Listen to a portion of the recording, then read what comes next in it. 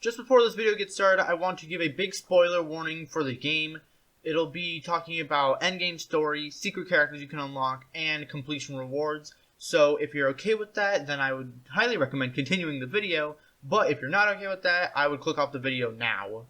Hey everyone, it's DKGM, welcome back to another video. After I made the video where I talked about predicting a Super Smash Bros. 6, I guess would be, where I did a reboot of the game and to see how it could possibly work with less characters, I still get comments to this day talking about characters that other people would cut, so that proves to me that it was a very popular video and possibly a very popular concept. So in this video, I'm going to be predicting some DLC for Hyrule Warriors Age of Calamity. Hyrule Warriors Age of Calamity is a very recent game, and that means that DLC is probably coming soon. I haven't really seen any videos talking about predicting DLC, so hopefully this video does well. And if it does do well, then I'll keep doing these prediction videos, and I have something planned, but only if this video does well. So be sure to subscribe and like the video, and let's get started.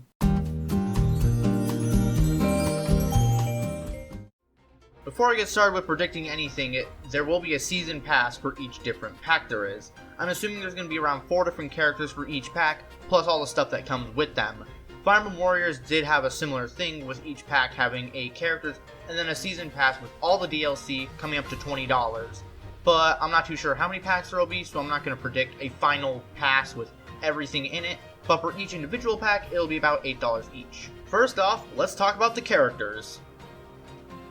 I'm pretty sure these first 4 characters are pretty much guaranteed to be in the game, as when the game first came out, it was data mined and they found voice packs of these characters already in the game, so they have to be coming sometime soon. And those characters are Purah, Robbie, Astor, and Sooga.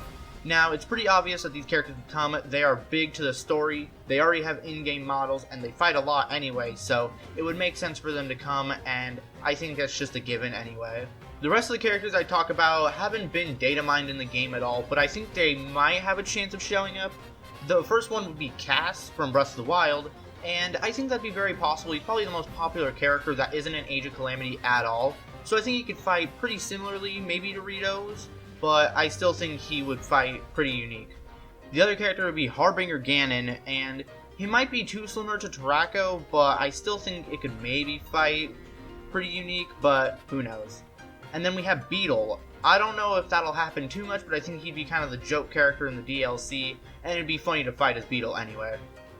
And the other one would be Kilton. I think Kilton could be cool. We haven't actually seen him in the game, but you can buy things from his shop to get the different masks for Link, and I think there's a chance we could see him, if not just as a store. And then the last character would be some just original characters that are just made up for the game, like Astor and Sooga, or maybe they're making characters that are based on other Zelda games that they're bringing into the Breath of the Wild canon, but who knows, we could see whatever for either, or maybe there'll be no original characters. The last set of characters I think are pretty unlikely. The first one is all the Blight Ganons. I just think they wouldn't do that because there's 4 of them, and I don't think they would want to waste 4 slots on pretty much the same character. They do have original movesets, but they are pretty big, and I don't think they'd be very fun to control as. The other one would be King Dorphin, who's the king of the Zoras.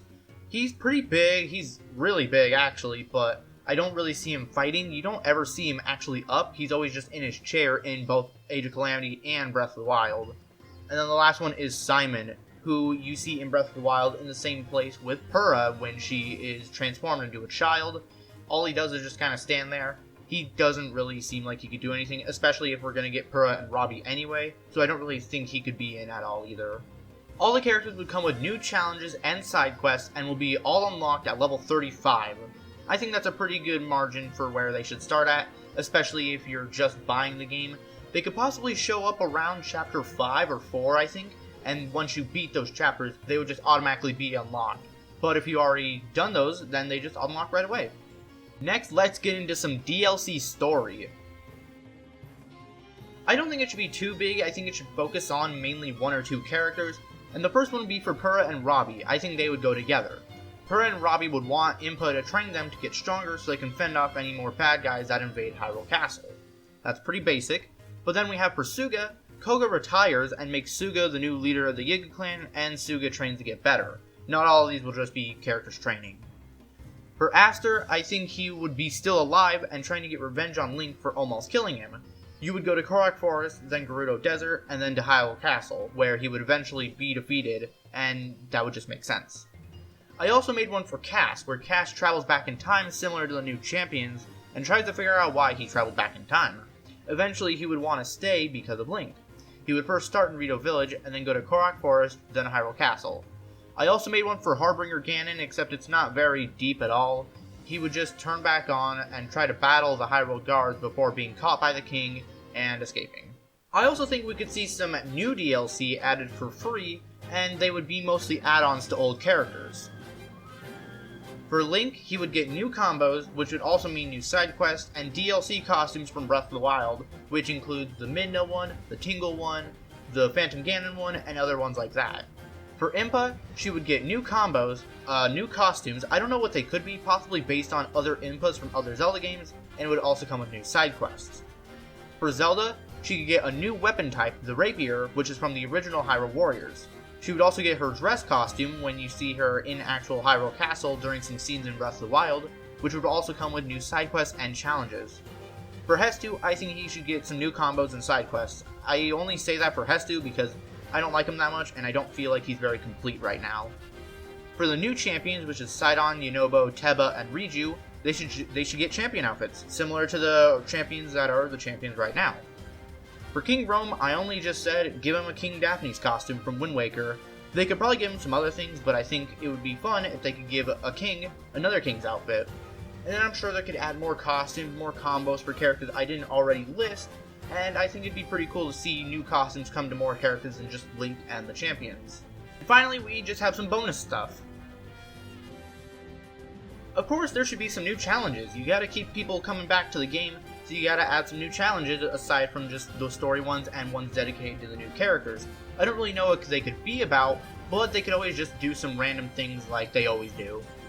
More colors in the Kochi Dice Shop. You already get all the colors that are available from Breath of the Wild, but there's so many colors obviously, so I think they could just do some more. If not, it's not obviously a huge deal. I don't know how many people actually used it.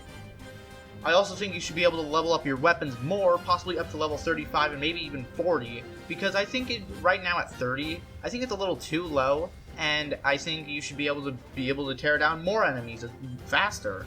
And of course, every time you unlock the new level gaps, you should get more seals. I think it'd be really cool to see a super overpowered weapon even more than right now. I think more shops should open up to sell battlefield-specific items, because right now they're pretty hard to get unless you have an overpowered character with battlefield-specific items on as one of their seals.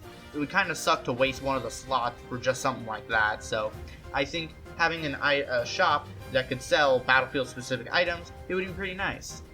And one special thing, I think Kilton should open up his shop. I don't know if he's actually alive in Age of Calamity, but if he is, then he should open up his shop to sell monster parts. I think it'd be pretty cool. But that's going to do it for this video though, guys. I hope you all enjoyed. I know it was a bit shorter than normal, but that's only because we're predicting DLC and not an entire game. So if we were to do that, then these videos would probably be much longer. But if you still did like the video, please like and subscribe, and I'll see you guys in another video.